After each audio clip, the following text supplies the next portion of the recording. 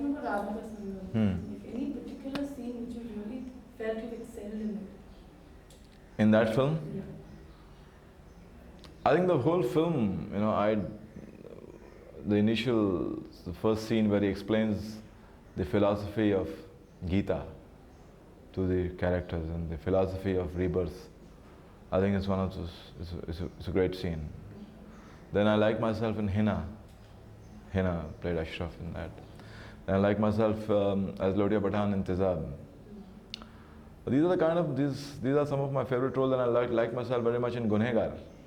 I don't know if you've seen Gunegar. Then Gunegar was a different kind of a villain, you know. He was a villain with a purpose, with a cause. He was not just a villain who just did his villain just because he had to be a bad guy. I mean, there was this guy, Habib, his name was Habibullah. I mean, he was playing a mercenary.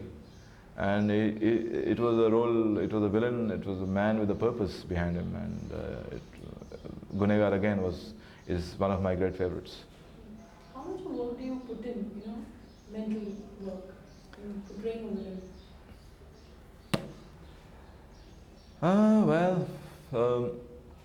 You see, initially what happens that a script is narrated to you, and then it's your role which is narrated to you.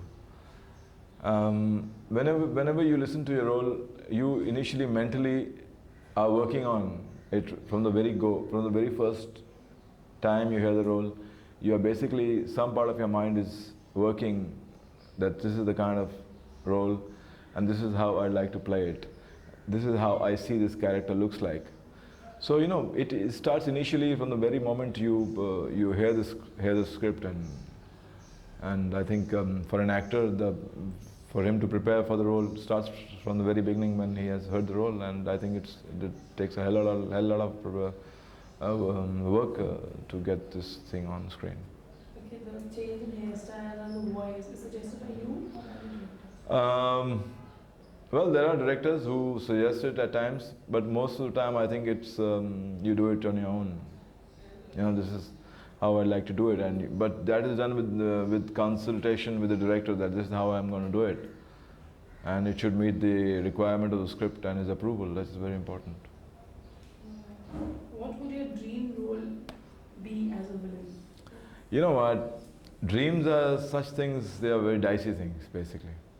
You've dreamt over a good role, and once you've done it, you start dreaming about something else.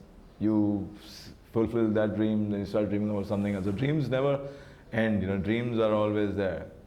But basically for me to play my dream role, I have never made myself a latitude or made myself a sort of a promise that this is the kind of a dream role I like to do. For me, a role which has for me to, I personally feel that a role in which I can believe in. It's very important for an actor to believe in the role he is doing. So if a role which comes along in which I believe in it and I'm fully convinced by the person's, by the actors, or by the character's motives and his convictions, I think that's a dream role for any actor. You've never done a dream role, or have you ever done? No, not really. No. But there have been great roles, but dream role, no. It's too big a word. A dream role, yeah.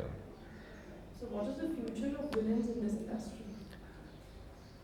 Evil will always be around the world.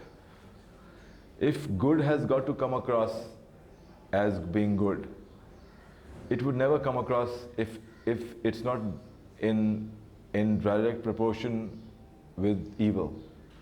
And as long as films will be made, the villain will always be there. I mean, you can't avoid the villain.